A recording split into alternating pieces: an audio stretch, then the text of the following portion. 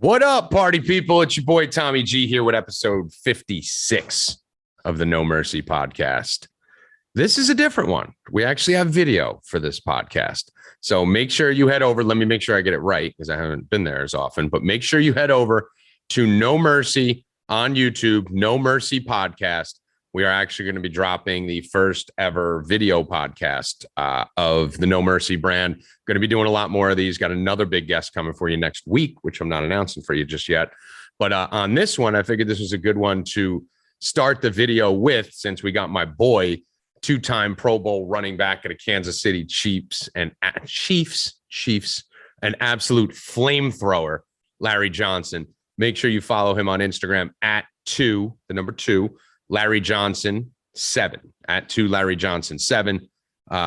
Every time he comes, he brings it. It's just straight heat from start to finish.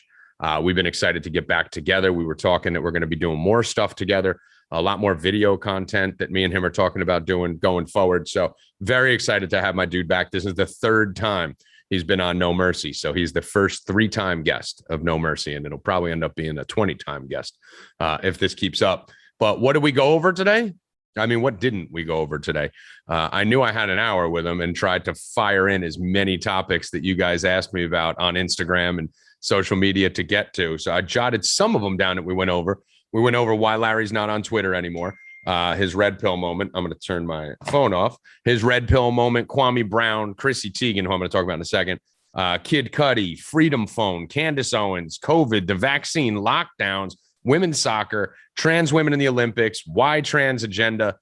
We went over Satanism, as you know, whenever Larry's on, symbolism, the Nephilim, the Bible. We asked Larry if space was faking gay. We went over everything.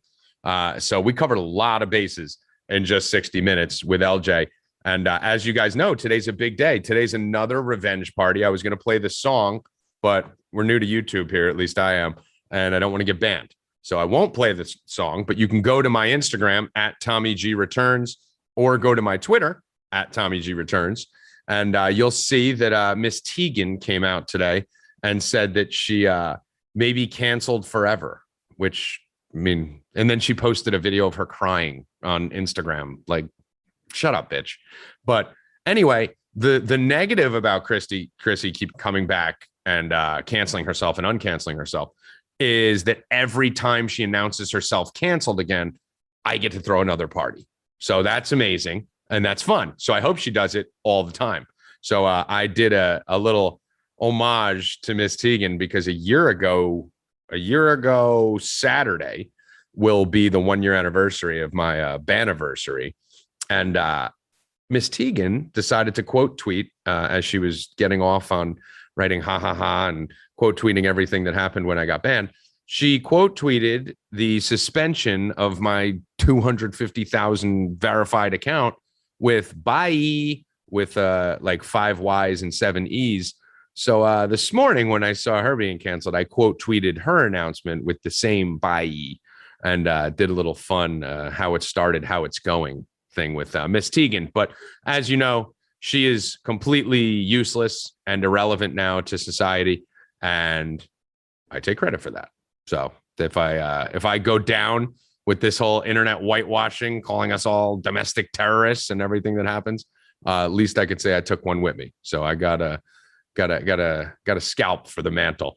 But anyway, before we get to the show here, I just want to pay the bills. Make sure you get over to 4deepbets.com. Number 4 deep, DEEP bets.com. That company is the reason why we don't have to run a bunch of ads and do a bunch of stuff on here. So make sure you guys get over there, sign up if you're interested in gambling or fantasy. We've been absolutely killing it all year. Football's right around the corner. We're still in full-blown baseball mode, though. I know a lot of people are doing drafts in July. Like, for what? Like, that's just because you don't have good baseball content. So we are killing it in esports. We're killing it in soccer, tennis, Russian ping pong late at night, but slaying baseball. So we are still absolutely destroying it over there. We have 2 promos going on for you guys if you want to get involved. I'm in the Discord all the time over there for DFS and for gambling. So if you want to just shoot the SHIT, you could head over there to number 4deepbets.com, 4deepbets.com. And you could use 2 codes. So one code, it's like $37 for a week. So you could use No Mercy 20 which will get you 20% off anything on the site. The merch that we dropped is already discounted 20%. So that's got a 20% discount built in. But you could use promo code No Mercy 20% discount. So basically you can get in for the DFS. I think that's $14 a week. You can get in for like $10. And for the whole betting package for 7 days, all the picks, all the discords, all the tools, you can get in that for under $30. So it's a no-brainer. Like I said, we just dropped merch. So we dropped the 4 Deep merch over there. There's another promo code you could use if you want. You could sign up for any of the packages, the gambling packages, that is, and use code free shirt. And guess what you get? You get a free shirt. Yeah, very creative. I thought of that myself. So that's for all the tank tops and t-shirts over there. All right. So you get a free $37 t-shirt or $35 t-shirt for a $29 membership. So those are fire. Check it out. And then I have some big announcements coming next week on the conspiracy front. So get ready for that. Buckle up. Big guest, big announcements, something you guys have been waiting for. So that's it. We are ready to rock. Hit it, Miyagi. Mercy is for the weak. We do not train to be merciful here. A man face you, he is enemy. Enemy deserve no mercy.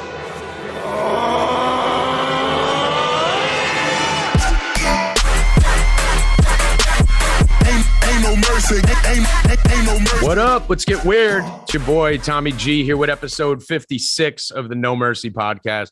We had a little hiatus. We brought it back last week. I promised you we were going to bring the fire going forward. And the first guest of season 3, my dude, you guys know him very well. He's been on here twice before, 2 of the most popular, most downloaded episodes we've ever had. Former 2-time Pro Bowl running back for the Kansas City Chiefs, now making waves all across the social media world. Larry Johnson, my boy. What up, LJ? What's up, family? Not much, bro. So a lot going on, a lot to talk about here. Yeah. So I want to first start because I get this question a lot. Obviously, me and you have kind of been through this journey together, right? We met through T Rich and, done a couple shows together, gotten close as friends. Mm-hmm. And a lot of people keep asking, why is Larry Johnson's Twitter still there, but Larry Johnson's not there? So they think you're not tweeting. So fill them in a little bit about what happened. By the way, at 2 Larry Johnson 7 on Instagram is still live. This is what happened. They're starting to send out dummy links, like viruses, and I just happened to click on it. I got a link saying I needed to change my Twitter passcode. And so when I kept going to the email, I was like, I didn't need my Twitter passcode change. So I left it alone. Mm-hmm. But they kept sending them, and the two-step authenticator thing. Yeah. Yeah, it got knocked off. It got turned off for some reason. I went to change my Twitter passcode. It was the wrong link. And then for somehow they just locked me out of the account. So I tried to go to appeal, said, well, what's going on? I mean, it's not suspended. It's not deleted. It's just sitting dead. So I just can't have access to it until Twitter actually goes into Twitter support and go through my, to reset the passcode, but it won't let me for some reason. So that's why it unfollowed everybody that I was following. So I know people be like, man, he unfollowed me. Like, no, I didn't unfollow you. Somebody hacked my account and unfollowed everybody. I just can't get access to it right now. I don't think it's somebody. I think we know who it was. I think this is just a way of getting you off Twitter, right? That's kind of coincidence too, because after I got off Twitter, I just know how they work. They have to have a controlled opposition. So what they did was bring up Kwame Brown to create this whole thing between Matt Barnes. And then now he has a YouTube show. And all he's doing is going through all, like me and you, they're going through all our Twitter things that we talked about on Twitter that was, conspiracy theories. And they're letting him say it, but say it in such an accent where the dummies could follow it. And that's kind of where he's at right now. So they're knocking real people that's talking about secret societies, Freemasons, Jesuits. They're removing that and going back to the surface and saying, well, BET is owned by white folk. Everybody knows BET. BET is ran by Viacom. Viacom is ran by Bob Backish. We don't want to go there, but you can dig out and say names, but they don't ever say names. So that's why, this is what they're doing to kind of stop the spread of information. And I've been through it. We've been through it together. I got my whole Twitter wiped out. We'll talk about Chrissy Teigen in a minute. Had a little revenge party today on her. But Talk about Kwame Brown, because I know a lot of people who are involved in this. When you say that, some people don't know what's really going on, what the whole deal is with Kwame Brown. I'm going to let you put it in your words because you'll articulate it better than I will. No, basically what he did was a guy who was a nobody. In the NBA. This is the age where the African American community is stuck on drama. As much as they talk about Tyler Perry, that is what this whole community surfaced themselves around, is that type of drama. They got Clubhouse, they got every different type of app for African Americans to funnel themselves into, to go through drama. And it's really high school. It's just drama. So him coming out, saying all he said about Matt Barnes for some odd reason, why he brought Matt Barnes up, I have no idea. But he was an easy target to go at. So he brought up, and then he comes in with a already YouTube show. It was already ready to rock. Like it was ready to rock already. Flip the switch, and it was literally, he went from his car to now he has a podcast studio. He's got better setups than us, and we've been doing it for a year. Right? Everybody's like, "Yo, man, I love Kwame Brown." Like, no, me and you were talking about doing podcast shows almost 3 or 4 months before we got it going. Yeah. Right. And he got it going just like that. And just to funnel Black people again into something silly where you don't really get information. You're getting what everybody, like people like us, have been regurgitating for years. Yep. And I feel like that's what's been going on, right? Exactly what you're saying. Like they're wiping out the source. Mm-hmm. Like I feel like we are the source. We were creating content, right? A lot of these people just, even the people got big within our movement, were a lot of retweets, a lot of opinions on it. You know, I was writing 50-part threads. You were doing 10-minute videos. Like we were really trying to unearth stuff that was original content. And now they're just watering it down, putting in some puppet's name and spreading it everywhere and almost discrediting and just watering down everything that we've been doing.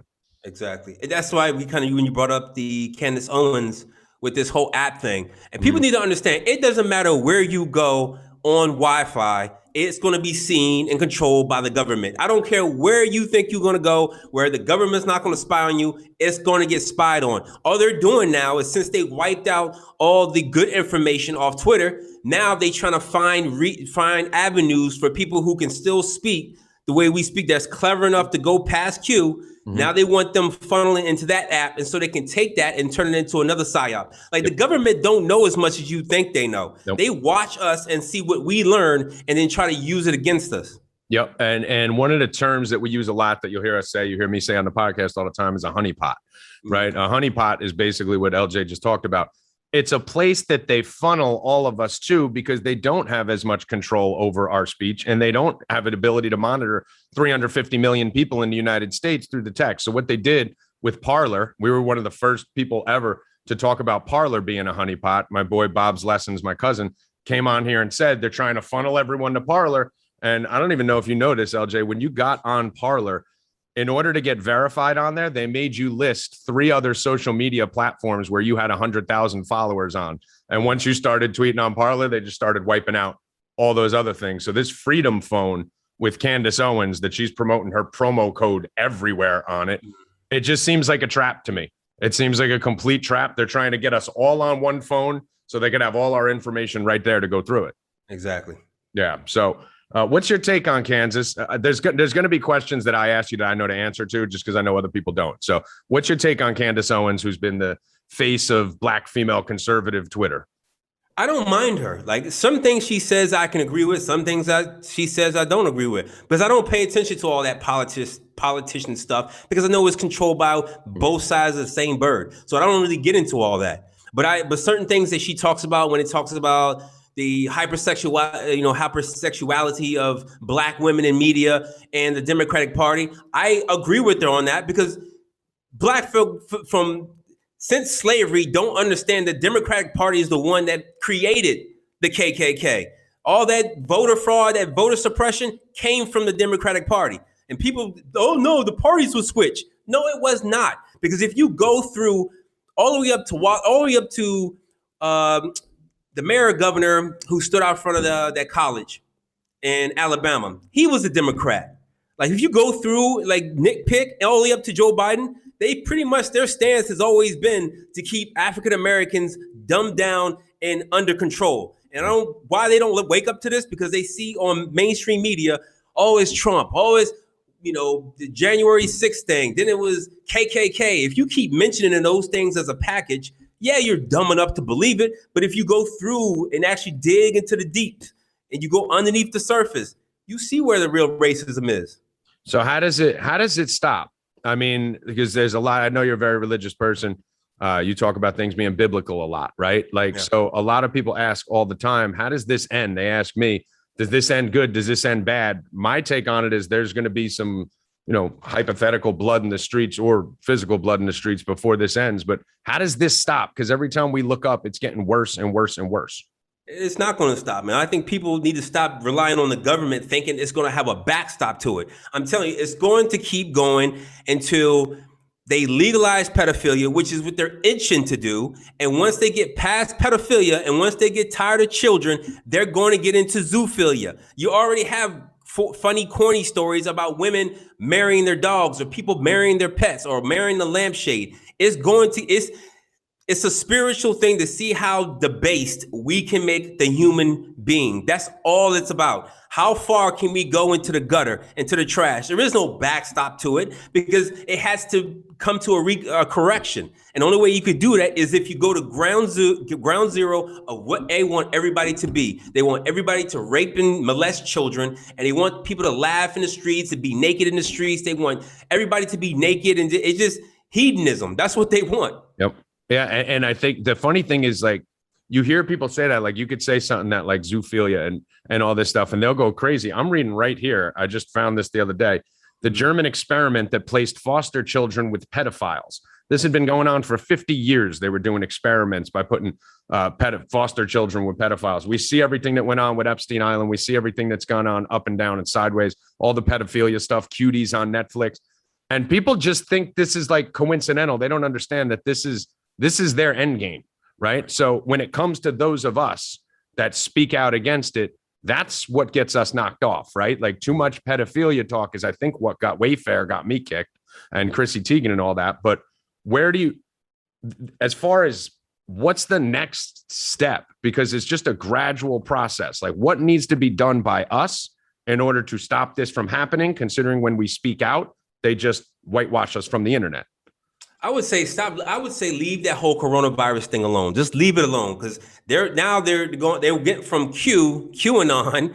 They wipe that out. Now they're looking for misinformation, disinformation on this virus is not even killing people. Is you basically get a cough, you get chest pains, and that. Only people that's taken out is people who are already old, already sick, and already not living healthy anyways. And they don't want anyone talking about that. I would say leave that alone. I would say start waking up people individually and personally. Like, start creating a barrier around yourself. Talk to your neighbor, talk to your friends. Once you start doing that, people will stop ratting you out. And I think we're going to come to a point where they're going to find out who's not vaccinated. And what they're going to do is show up to your neighbor's house, like, hey, is anybody around here not vaccinated? The one thing you don't want them to do is point to your house and come in and talk to you. But this is where we at. We're at where people have no loyalty to no one, and everyone's scared of what the government may do or might do. I just say you better start being spiritually sound and understanding who your friends and enemies are, and learn and go from there. I mean, that's the biggest thing right now, right? They're starting this snitch culture, where everyone's supposed to rat on each other, where they're wearing a mask, social distancing, not getting vaccinated. That's what they want. They want us to police ourselves, right? Get the brainwashed people to rat on the free thinkers. And we already doing that. People think, oh no, we're not going to get the China system, the social credit system. Yeah, we are. We're already there. Y'all been doing in the restaurants. Y'all been Yelping them. And when you get your Uber, what you been doing? Rating the Uber driver. Yep. We close to that point anyway. People throwing parties when they hit 20,000, 50,000, 100,000 followers on Twitter or get verified. We already are in a social credit system that, right. I don't know if you've seen it or if anyone else, that episode of Black Mirror, which is crazy. That girl, you might not have seen it, LJ, but she's got a phone and everything they do is based on a social credit score. So if I see you out in public and I'm mean to you, you basically do this with your phone and you give me a thumbs down. And I could sit on a plane in certain spots. I can't get into certain restaurants or lease apartments based on that social credit score. And that's where we're going. I mean, You know me and you gonna we gonna be part of the One Star crew. We're gonna be in a cardboard box under a bridge somewhere. Me and you're doing. But the thing is, I don't want to be around these people anyway. Nah. These people getting increasingly narcissistic and stupid. So why I don't want to be where they are anyway. So I'm good with my 1 star. I'll be at home then. Yeah, well, don't worry. We'll find a nice little place and we'll have a little box and we'll have 2 tin cans doing a podcast. What have you seen as far as, because I know I've seen everything's gone like 360 with me personally, where everyone thought I was absolutely crazy for about 40 years of my life. Yeah. And then over the summer into last year, when Epstein popped and Wayfair popped, people started being, all right, maybe there's something here. And now it's basically like you said, it's divided, where those people that aren't red pilled by now, I ain't got time to wake them up. Like, I'm looking to unite red pilled people. What are you seeing? Because you came in hot. What are you seeing from the people around you? The thing I wish I could do and come back on Twitter is have my I told you so party. And we haven't talked since then. Right. I told people it's coming up on his anniversary anyway. August 2019, that the NFL and the NBA were going to start flirting with this whole LGBTQ agenda. And what happened the last couple of months? Now they did a LGBTQ PSA. Mm-hmm. Now guys are coming out gay, guys coming out bisexual. Yep. And I told you this was going to happen. And they try to blast it and try to say I was homophobic, which is the term in itself is stupid. But that's what I told people was going to happen. They're going to keep going until everybody is, are all twisted up. And now the guy NHL, he just came out saying he was gay. Like, it won't stop. Baseball is next. Like, that's where it's going. I think you actually said this year when we were on the podcast together, I think you actually almost called it to the day that was going to start happening. So explain to people out there, because we get new listeners all the time, especially when we took some time off. We had a lot of new listeners that their first episode was last episode. So go back and listen to the LJ episodes. We did 2 of them. One of the first ones I ever did here. I think it was right before the John McAfee episode. But explain to people why, because everyone who comes to me, it's a long explanation, right? It's not something you could write in a tweet. When they say, why would they want men to be more like women, women to be more masculine? Why are they looking for one gender? Why this trans movement? So give them a deep dive into why that is critical for their agenda. I think if people do not understand biblical matters, I'll sum it up for you this way. When Adam was created, Eve came from Adam. Satan has this perversion that he can manipulate it and put both of those back together. That's how he sees it. He doesn't create anything. He manipulates everything that's been out. So what they're wanting to do is to switch the genders so people can be more controllable. They've done this if you look at Kay Pollard Griggs, she did an amazing 7-hour interview about her husband being involved with the military, CIA, and the Cherry Marines. And what they do was pick guys who are susceptible to homosexuality, bring them into the military. And that's what they've been doing. And that's how they're easily controlled. By switching the genders, by getting them to be homosexuals, they are easily controlled. And that's all it is. When you take masculinity out of everything, you're not getting people to grab AR-15s and fighting back against the government. You're not.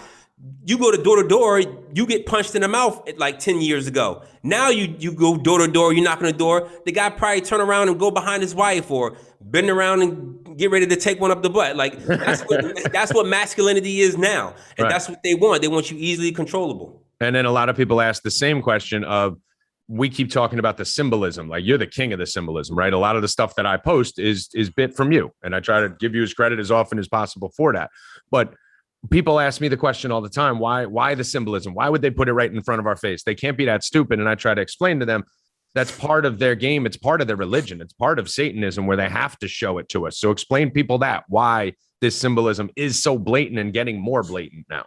Because it's a spiritual rule that they have to abide by. They have to tell you what they're going to do so you can be in agreement with it. They cannot operate without you being in agreement to it. There are forces that'll stop them from doing what they want to do if we spiritually are awakened to not follow along with it. And the reason why you see symbols, why you see the triangle, the pedophile, the number 33, is because they need you to be in agreement, and they can't make a step forward unless you wake up. And I think that's why you see it so many times. Like now, if you go see movies, I don't care, from the 80s, 90s on, and you keep seeing like the black and white checkerboard or the swirl and all that, they need that, those symbols need to be engraved in your mind. So when we talk about pedophilia now, we talk about the FBI codes, you laugh at it because you've been seeing it subconsciously all your life and didn't think anything of it. And that's why I think they put it, and we've spoken about this before, why they tend to put it the most in children's shows and comedy movies, right? So that you don't take it seriously when you see it. Exactly. Yeah. So that's a big thing that I think people need to look into, especially when you go back and look at stuff that you never realized that was there. You know, that's why they say once you take the red pill, you know, it's hard to turn around, right? You can't stop seeing it.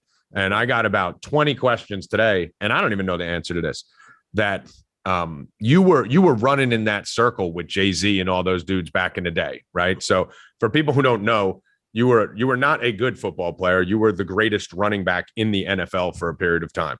And with that came a lot of fame and notoriety, and you were running with Jay-Z and all those guys. What was your red pill moment? What was the moment when you kind of realized something's wrong here, and then how did you escape it?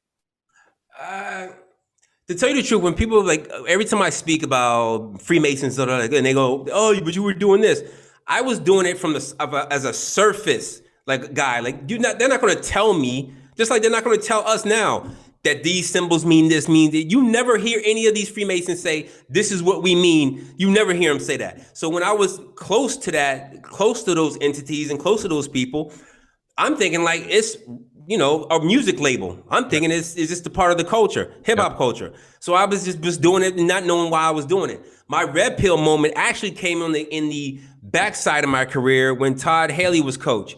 Mm-hmm. And I was 70 yards away from breaking Priest Holmes's all-time rushing record with KC. Mm-hmm. And I felt them managing that game. I felt them managing and not letting me get close to that. They were pulling me out. They left Matt Castle in. At the time, we were getting blown out by San Diego.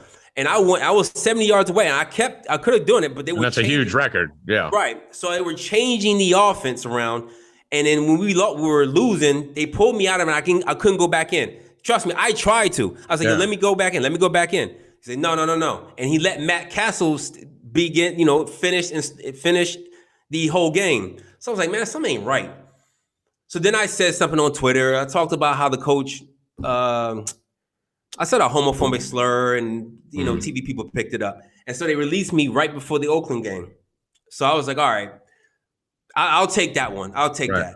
And then I started sitting back and watching NFL. I watched Tom Brady. And then we got to that NFC Championship game with the Saints and the Rams. Mm-hmm. And I was like, I looked at that pass interference. There's no way that ref should have missed that call. And then to find out that all those refs, which is it's not they can't do this, is have the same refs managing the game that's from the same city that the team is playing in. Mm-hmm. And then I was like, that don't seem right.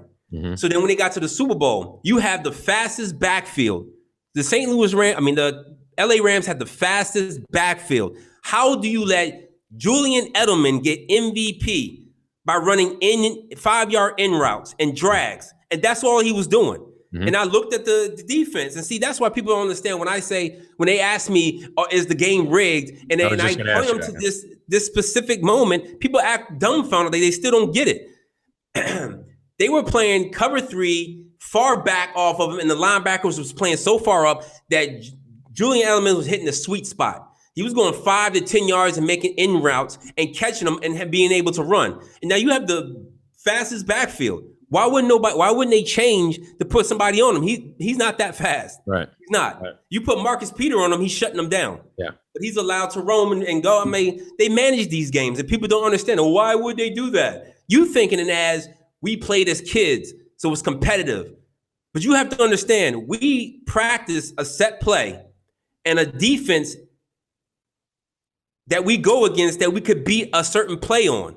So if you have offensive coordinators and defensive coordinators, and they say, "Hey, we want a touchdown this game. We want to up the score for gambling purposes." Mm-hmm. There's a defense that the defensive coordinator can pick, and there's an offense.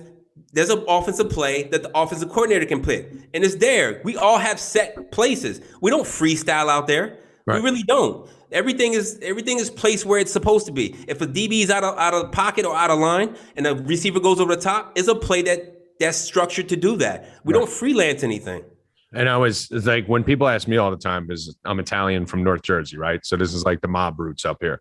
And my grandfather, won't get into it, but had a lot of friends who were on that side of things, and himself also. And he used to talk to me when I was young about the fixing games and the rigging games in the NFL. Obviously, a lot of times maybe he didn't understand why that there was this global cabal that was a part of it or whatever. But he used to say, Tommy, it's a business. And he's like, if you think the quarterback and the running backs are the ones fixing the games, it's usually not them. It's the officials and the coaches.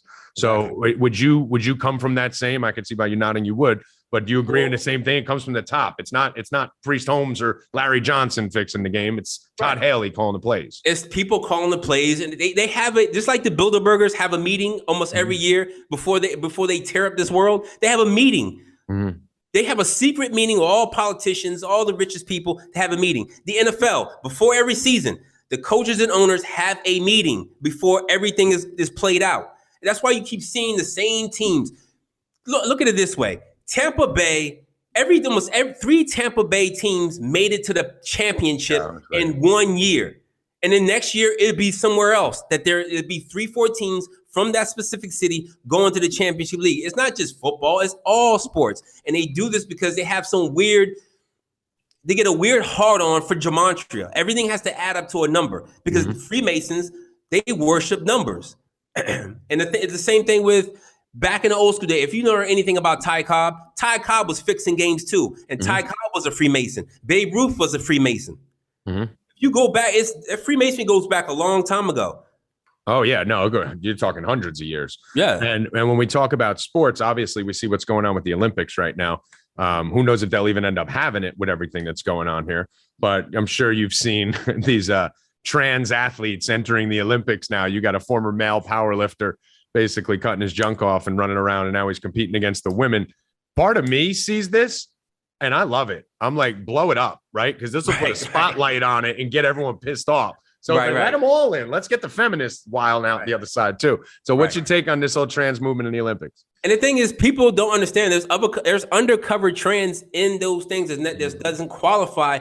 They're not saying they're trans, but they are. If you just look at some of them, that's the thing is why I said this on Twitter. I said this a long time ago. Men have been so under a spell with this androgynous that you've been watching in Hollywood. You've been watching women that just not really look at the girl that was on Sports Illustrated. He looks like a woman. I said, you've been seeing that so long, you don't know what real women's bodies and physiques look like.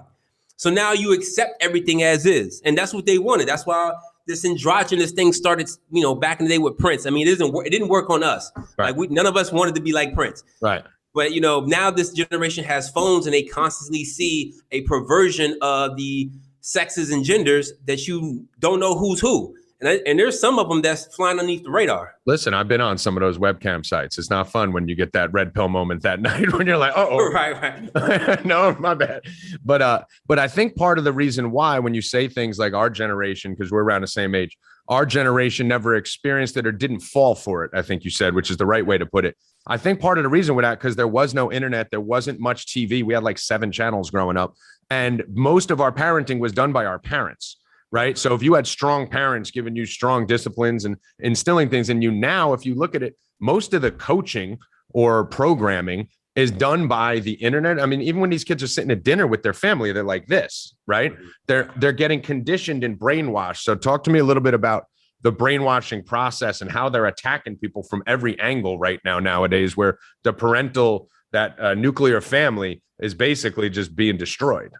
I mean, it deteriorated over time because what you see in TV shows, what you saw in media is what kids growing up wanting to relate to what they see on TV. And I never understood this. Like when we grew up, we saw all types of movies. We saw Commando, we saw Predator, we saw all these hyper masculine movies, but not once did we get mad that we didn't see ourselves on TV. Right. And I think this generation, I mean, they're kind of smart, but at the same time, they're vulnerable.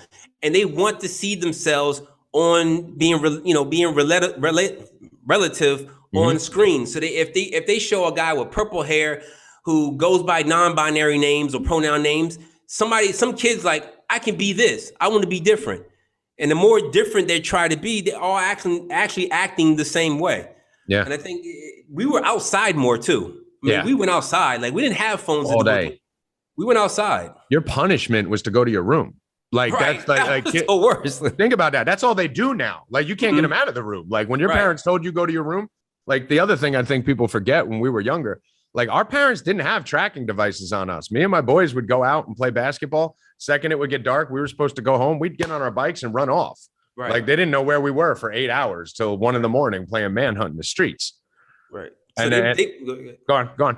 so they looked at us and said, all right, we need a device that they need in their hands every single day. And people, well, I speak on the African American community. Back in the 90s, everybody like Aaliyah, Escape, Total, we had some of the cutest girls wearing, they were dressed up as men, and they thought that was going to switch us.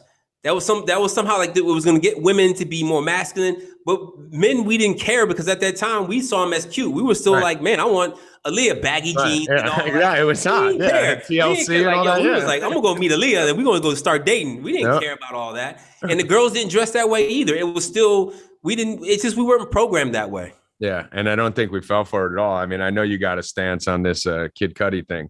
You want to talk about that for a minute? I mean, it's just silly. He disabled his comments.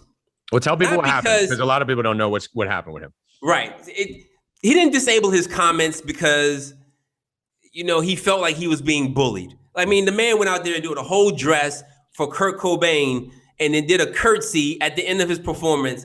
And then people went on about that. So now he get his nails painted and now he disabled the comments. That's not why he did it. He disabled them because everybody's starting to wake up to the humiliation ritual. Rituals. So everybody was in those comments. It's a humiliation ritual. You're doing this for fame. You're doing it for fame. It was a sacrifice. Now people know what goes on. We've had so far 3 or 4 music artists that have lost family members or athletes lost a mother, and they're now being put in the spotlight. Sha'Carri Richardson lost her mother. Her. And then now look at where she's at now. Right. You had Keisha Cole lost her mother. You had Lil Baby lost a parent or a child, whatever. Fetty Wap lost a child. Like it just don't stop. People thinking that people are not going to wake up to this. But if you look at all the celebrities, including Kanye West's mom, it's all sacrifices. Now they're trying to get people to reel him back into feeling sorry for him. But he's a Mason. He's a Prince Hall. They're all a part of that. They need to sacrifice. They need to give up blood to remain a billionaire, to remain in a status quo. I don't be feeling sorry for these people. So Kid Cudi disabling his comments to try to feminize black men specifically. They are clowns to me. I stopped speaking out on it because it made it seem like I was hating them, and I ain't trying to get hit for hate speech. So I'd rather get banned for clown speech because I'd be clowning them. Right. Exactly. And I think that's the funny thing when they come at me all the time, like, oh, you're getting soft or you're a shill or you're not doing. And it's like, listen, wear your 50-part threads. And it's like, do you want me here or do you want me to drop one banger and be gone again? Like, Right. which do you want? Like, I'll speak like this on the podcast. I'll speak like this personally in a Discord. But on social media, our goal there is to make an impact and reach as many people as possible. So if I go dropping fire like Chrissy Teigen didn't have a miscarriage, that video got me banned again from everywhere. And yeah, people loved it and it went viral and I spoke for a lot of people, but now I had to start back over and people couldn't find me. So speaking of Chrissy Teigen, almost on the 1-year anniversary when I got suspended from Twitter, it was July 24th of last year. And she wrote bye above my tweet. So she posted today that she thinks she may be canceled for good. So I wrote bye above her tweet. So got my little revenge there. But what's your take on Teigen? We haven't talked much on the podcast, at least since that. What do you think's going on here? Because she's done now. It's just her whole career and who she is silly. Yeah. Like it started out during the witching months. She had that sacrifice on October. Then Blood you moon. see her, 20-30 days after that, her and John Legend was on, what is it? Life was cereal. They was on a cereal box. Oh, they were on a cereal box. Cereal box right after that, wearing red and black, which is all, everybody knows that's Satanist colors. Right. And then she comes back on, feels offended because she's putting her children in pizza things and getting mad at us for picking it up. Right. Then she leaves, then comes back. Like it's just stupid. It's trying to get people who are in tune with Hollywood celebrity to feel sorry for her. Mm-hmm. And that's what they want. They want people to feel sorry for her. And I think people are waking up to a point where it's just not happening as much as they want it to happen for her. And the gig is up when you look at, someone like her. Like How close are you to it? That like, who do you think is going to be next, or who do you see starting to melt down in a Tegan-like fashion, or who do you think they're about to start promoting? I was talking about Devin Booker. Looks like he's about to be moved up into that LeBron James level over the next few years, or Kobe comparison. Who do you see coming up or moving down based on what you're seeing around the sports world or entertainment? I see the guy. I don't know his name, but it's a kid that plays for. They're in the finals. What's the two teams that's in the finals? Oh yeah, the Suns, the Suns and the fucking Bucks. I think the guy. I think it's a light skinned kid from the Suns. I think. Yeah, Devin Booker.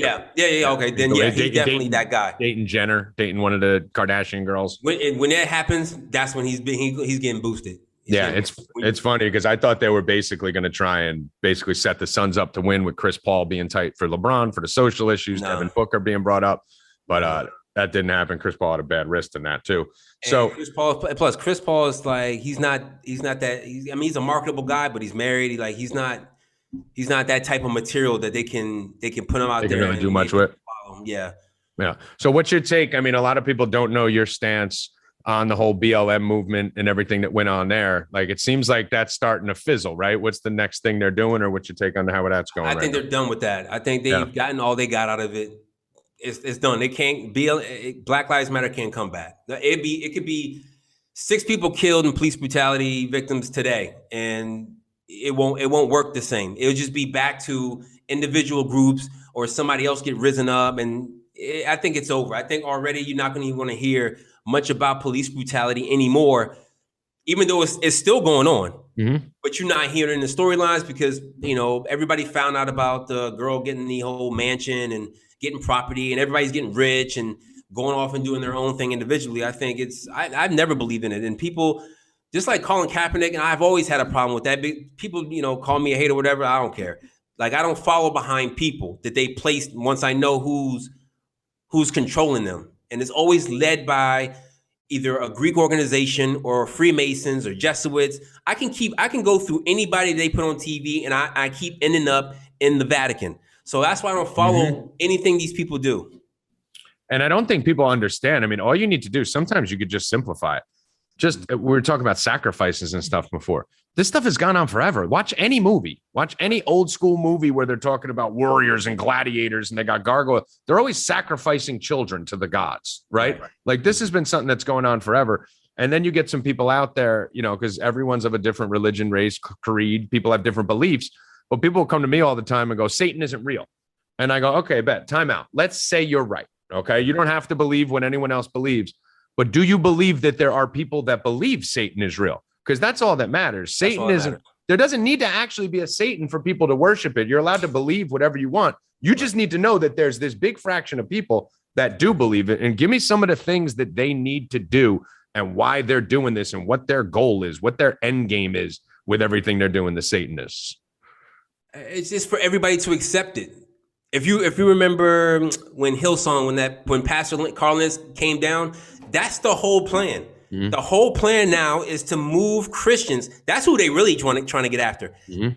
And because Albert Pike has said this, and all the world wars that he predicted, they want to go after Islam and they want to go after Christianity. They want to make Christians accept a Luciferian doctrine by merging all religions into the Vatican, so you already accept Satanism. And if you're a Catholic, you should already know what you're doing is Satanism light. That's what you already practice. All those rituals they're doing, and they don't really open up scripture. They don't talk about anything spiritual. But if you go through all those type of rituals, you go through everything they're trying to do with Satanists, they want everybody to accept it. And while doing that, that means everybody's susceptible to blood sacrifices, pedophilia, burning children. They want that so well spread out so they don't have to worry about you finding light or anybody finding light. It makes you really them not to ever have to control everybody. Mm-hmm. That's what they want. They want to be able to say, all right, now we don't have to keep putting it in movies and TV shows. We can take that out of the way because they already accepted it. Now all the brainwashing and music can just go away now. They have accepted it. So now everybody's going one direction. And I think it all does head back to the Vatican, everything. I mean, whether you look at the Pope's Hall being a serpent's mouth, whether you talk about, drinking blood. I mean, what do you do when you're going to drinking the blood of Christ, eating the body of Christ? A lot of this stuff does tie back to it. And I mean, we all know the pedophilia stuff with the Catholic Church that goes back deep. So to not make a tie-in there is pretty insane. But I get a question about you a lot, not about you personally, but about your take regarding the Earth and space, which doesn't seem to be something you talk about very much. I don't know if you even have a strong take on it, because you seem to be very outspoken on the things you have strong takes on, and the things you don't, you just kind of leave alone. What's your take on flat Earth, hollow Earth, space in general, firmament? I don't really have a take on the hollow Earth. I heard this a lot, but I look at it as a spiritual matter. When Lazarus, the rich guy who went into the bottomless pit, went into Sheol, which you could say it was hollow Earth, and a guy died, and he went into Abraham. Another poor guy went into Abraham's bosom, and Lazarus was like, "Well, let people know on the top that it's real down here. We're getting tortured and tormented down here." He said, "No." He said, "If they don't listen," they said, "they got Moses, they got Yahushua, they got Christ." They said, "If they won't listen to them, what I'm telling them, we'll never need to travel up there. They got them." So I think when it comes to space and the firmament, I posted a great video about Bezos's fate and Bezos and Branson's fake little tour up to space. Yeah.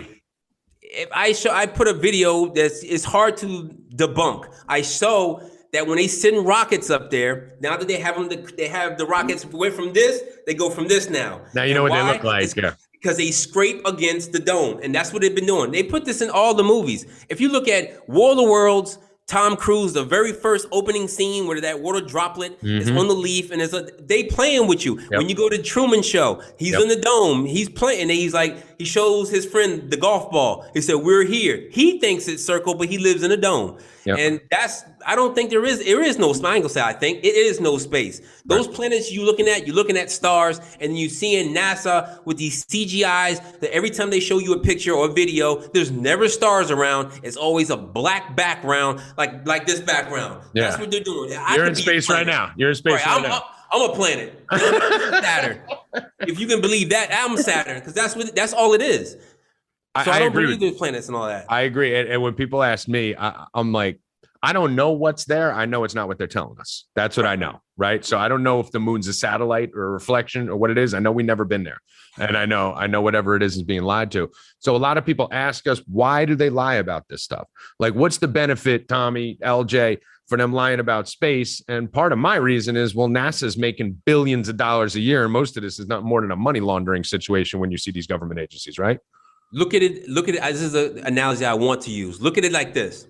You remember when Batman, Dark Knight Rises, and he goes into that prison, and Bane tells him it's not, to really get at you.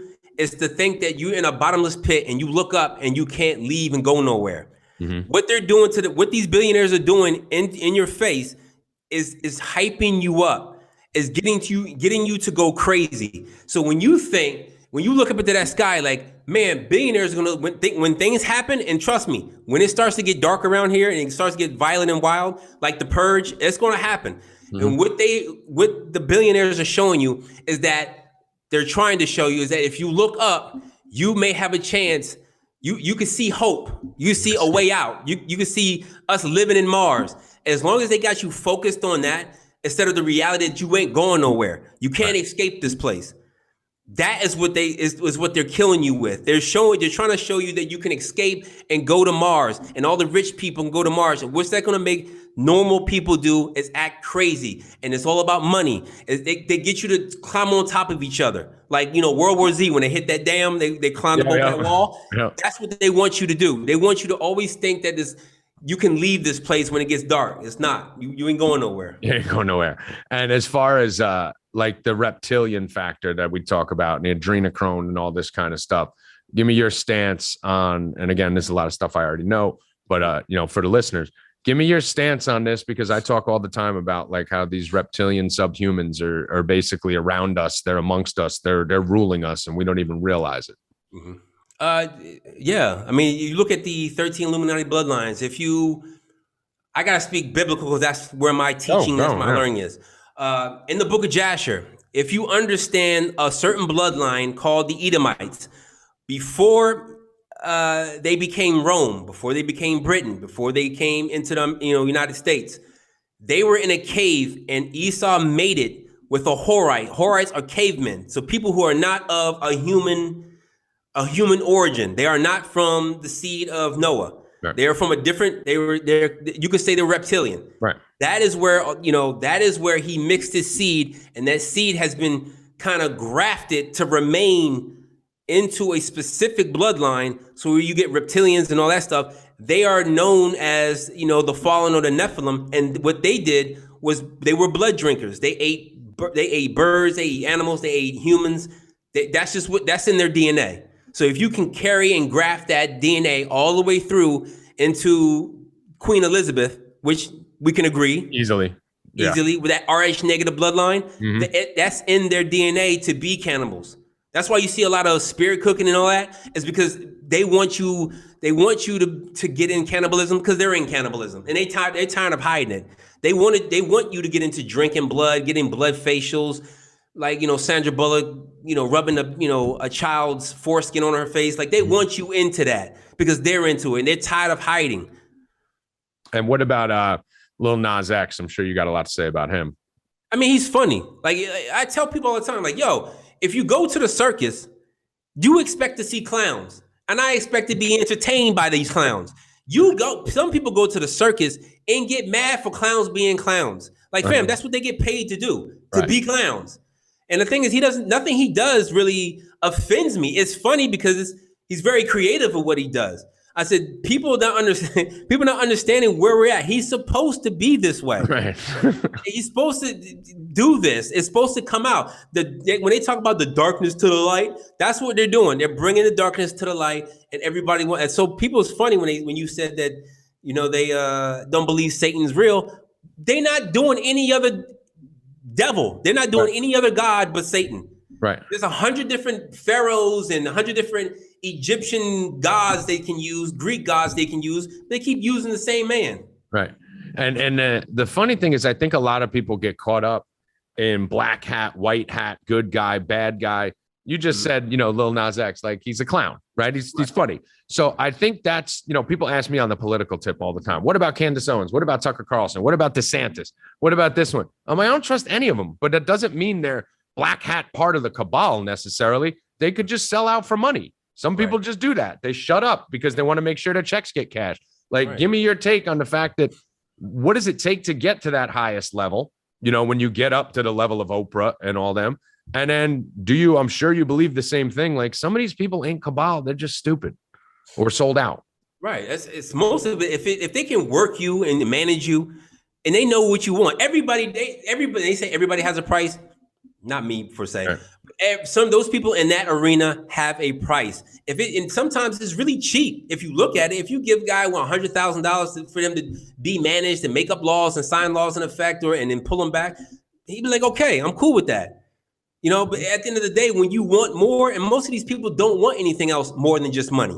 Right. Like, some people want more and more, and they'd be like, all right, well, if you want this, you have to give up your children, or you have to send us pictures of your children naked. I'm like, all right, I can do that.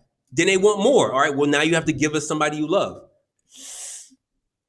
All right, I could do that. And that's how they move you up. Like, if you're going to keep giving more, they'll keep taking more. Right. That's how it works. Not everybody wants to give everything, but there's people who flirt with it. And like, I know the other thing a lot of people don't understand. I mean, look at a fraternity, look at a sorority. It's the same exact process of indoctrination and cult-like behavior that you see there. And what do they do in fraternities and sororities? They feed on the insecure people. I never joined a fraternity or sorority. I was a baseball player in college, but I didn't even have an interest in ever doing it because I don't want to be cloned and start chanting like everyone else, wearing the same clothes, going to the same parties.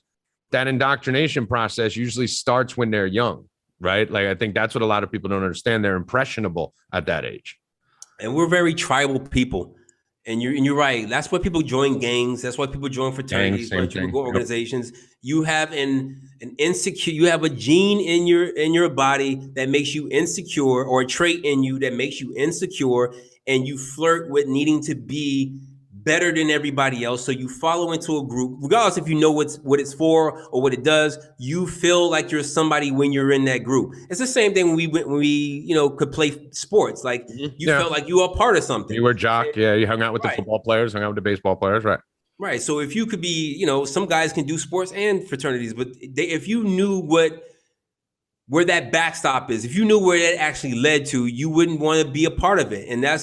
And I think that's what you're right. They're indoctrinating people to learn the ritual ways of getting money through sex, murder, lying, stealing, looking out for each other. It's all Freemasonic. It's all Masonic beliefs. And that's what people are falling into now. And they don't understand why things never change. And I don't think people understand that when you're, they usually like, I came from a broken home. We grew up dirt poor. Like when you come up like that, you have that little chip on your shoulder. You have that extra insecurity where you need to prove something. And for me, it was Wall Street, right? Like I got pulled into the Wall Street world. You got pulled into the entertainment and athletics world. Everyone gets pulled into somewhere, and people talk to me, oh, you were on Wall Street for 10 years. You must be a shill and you must be Illuminati. And I was like, no, I left because I saw some stuff that didn't make sense. Right. Like dudes doing things and wanting things, and it just didn't add up. Right. The same thing that you thought. But I think what people don't understand is that it's like a frog boiling in a pot. Right. If young Larry Johnson goes to a party with a bunch of elite athletes and a bunch of dudes from the Chiefs and other football teams, and they're all doing something, they're taking this special drug or they're doing whatever it is, or there's a girl that seems a little young, but all the high end athletes are involved. That starts to become like commonplace, right? And a lot of these guys don't know they've been indoctrinated until it's too late and blackmails on them, right? Right. And that's majority of the situation that leads to. It's all blackmailing. They get you in a compromising position. They get you drunk. They get you drugs, and then they film it. And then now you feel embarrassed. You can get out of it. You can get out of it unless you took a blood oath, but you can get out of it. But the thing is, people are so scared of being exposed. That it's like, I'm just gonna keep my head down and keep going. And then money comes with it too. So it's not even like they're not keeping you in and not paying you. They're gonna move you up as they get you in there. And I think people should understand this when it comes to these new rappers and the things that they're getting. Trust me, these guys are not that tough. And I'm saying this to even the old school rappers. They're not that tough. They have been compromised. Even the good ones been compromised. I'm guaranteeing you they have had to do an homosexual ritual or pedophile ritual behind closed doors.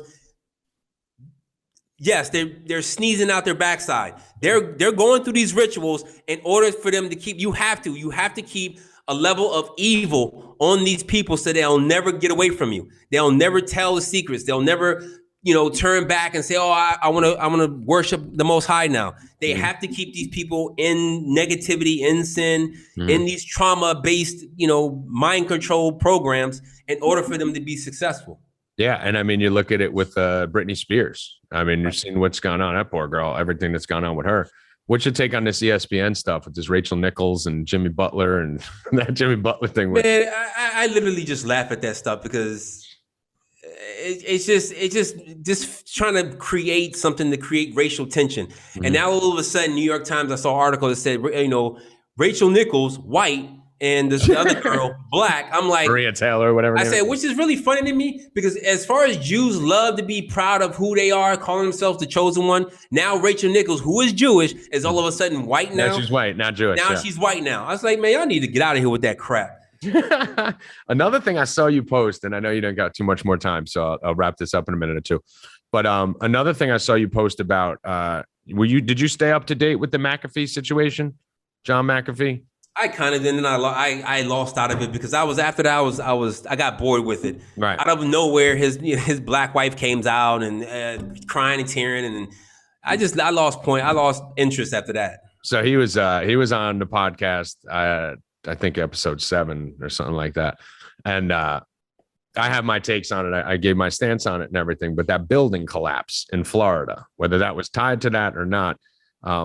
I know you posted something. I don't remember what it was, but you posted something about how they knocked down that second building, right? What do you think went on with that? What do you think was tied to that? That was crazy. Like how they just took that down without just boom, just let's wipe this building out too. What do you think was behind that? And the thing is, they did it so quick too. It was like they had maybe a window of a week It's like, yeah, it was like 5 days. It was like 3 days we're looking for They've bodies. still been alive under there in an air pocket, and they're just like, boom, Right. smash. It made no sense. It was 3 days, look for bodies. 1 day, let's take a break. All of a sudden, let's blow it down on 4th of July while everybody watching fireworks, and then let's go find these bodies again. It made no sense. I don't even think they really found bodies under there. I think they already told people to get out or whatever, or people that that they were already probably dead. You know, that building, when you looked at it the first time, looked like nobody was in there. You didn't see anything in the balconies or anything like that. Before it collapsed, it was like nobody was even there. I mean, that was one of the craziest things I've ever seen when they took that thing down. They do this stuff for like a ritual. Like, they just do it. Anytime you see the president wants to go down there and it's on the media, it's just to get your emotions going. That's all it is. And it all comes from the Jesuits. They do this. And I put a video on my Instagram talking about how they how they purposely sunk the Titanic because three of the guys that were going to say no to the Federal Reserve, they were on that boat that day, and they sunk that just to get these couple of people. It's crazy, like, and it's obvious, you know, like you had people who were voting against the Federal Reserve, so they just whacked them. Like, and then what was it? Who was it? JP Morgan, who didn't get on the boat. You know, he said he was going to go. He didn't go on the boat. And then we fast forward to 9/11, how Silverstein, him, his daughter, and his son were supposed to go to work that day, and then were told not to come into work. Yep. I mean, it's been doing this. I don't understand how people can't see it, honestly. Anything else you want to riff on before I let you go? I know you got to run out, but anything else that you wanted to get out, being that they stole your platform, so let it fly. Whatever you want to talk about. I really don't care. Twitter, after a while, I wasn't being able to reach the people I can reach on Instagram because they had a way to mess with the algorithm, and they were hiding my tweets. Like it wasn't getting as traction as it was when I was saying goofy stuff before I started waking up. Right. Like, I like Instagram a little bit better because, you know, it's just a different community over there. People all kind of like agreeing. I like Instagram better too. Yeah, it's a lot better. Plus, I can talk and teach through 10 to 15 videos, and it's better when you can see the evidence. Right. You know, people want me to keep going in depth on Twitter. I'm like, I can't do that with 180 characters. Like, what do you want me to do? But I enjoyed it, man. I enjoyed this. Like, I enjoy like talking to you and being a part of this movement. Like, it's been fun. And that's the thing. I mean, guys like us are battle tested, right? Like, you know, we've been through it. Everyone knows my story. I went to jail when I was younger. You've been through your stuff, and you know, it makes you tough and able to handle it. But at times, like, this is just funny. You know, some of these trolls and stuff, like, they're crazy. Sometimes the stuff I post is serious, and I know it's the same for you. Like, we're trying to stop pedophilia. We're trying to make things happen with our voice as we can. Sometimes it's fun. Like, hey, let's think about, you know, this crazy thing, and if this is possible. And I think making it a mix of everything is what, you know, makes you interesting to people, you know. And then the nice thing about Instagram, before I kick it back to you, is sometimes on Instagram, you could just post something in your story and you ain't got to worry about comments or anything, right? Like this, I'm just going to leave up in here. It'll be gone in 24 hours. And then other stuff, you could choose what stays there for a long time. Right. And the one thing I want this generation to stop doing is when somebody says something controversial or say something. Like, right now, everything we've been saying has been coming to true. Like everything we've been saying. What I want people to stop doing, every time somebody says something that's disagreeable to you, don't go through his past. Don't go through all the stuff and trying to find reasons to leverage that. That's such a weak trait and habit that this generation loves doing. Instead of appreciating the backstory that, man, this person's changed from where he is now to seeing this information now. That's what we should focus on. But now it's everybody's like, every time me or you say something, hey, you remember that time that you got arrested? Yeah. I remember you robbed the bank. That got nothing to do with anything. And the funny thing is, and I think that's why we can bond a little bit, because, you know, you just walk through it, right? Like at this point, you just walk through it and don't care. But it's just weak that people always need to do that. But I think that happened in, you know, we were talking about Q. I don't talk about it much on here. But I think that happened even in our own movement, right? Where people are like following you. Like me and you woke a lot of people up this summer. You know, we've looked at our impressions. We're like in the billions between the two of us over a 4-month period. And, you know, you wake a lot of people up and people are all in LJ, all in Tommy, all in whoever else they follow, until you start saying something against what they believe. Right. And then all of a sudden you're a psyop. Or I got called a Mason and all that. I was like, fam,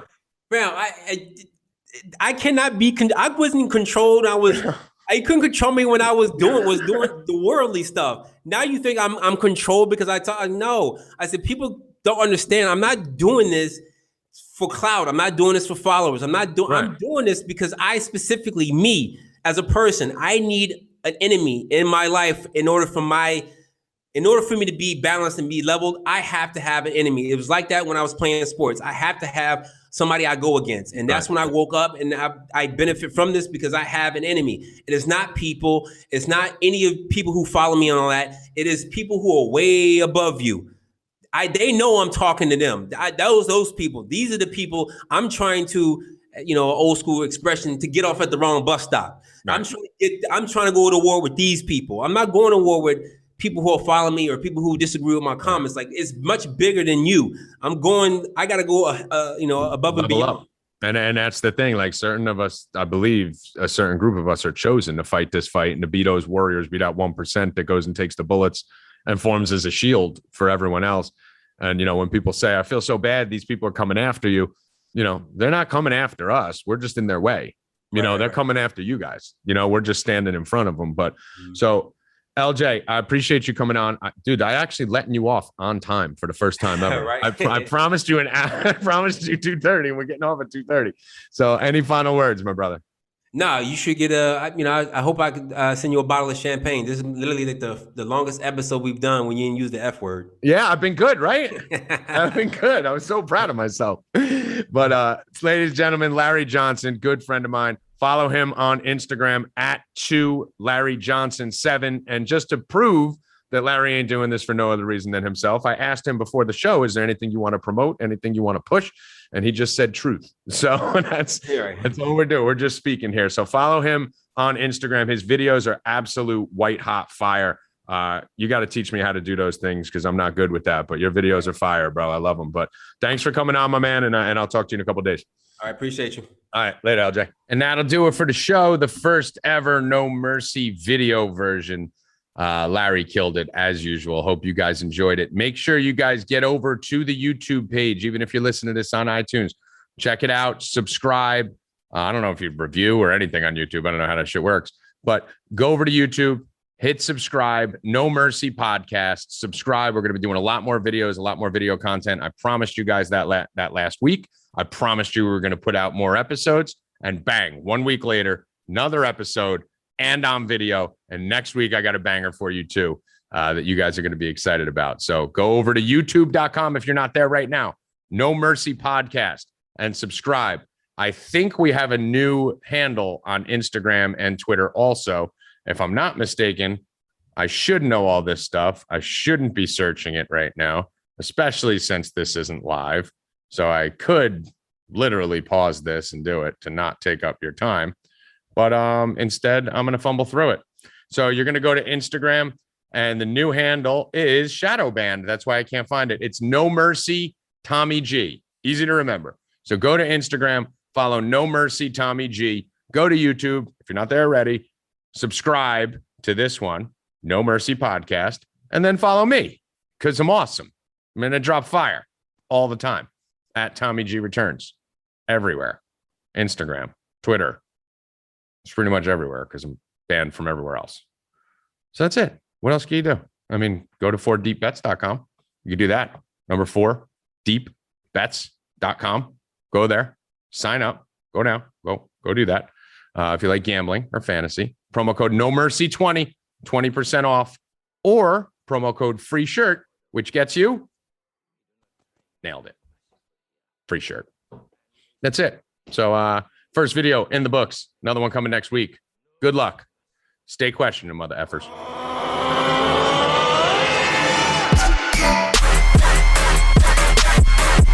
Ain't no mercy. Ain't no mercy.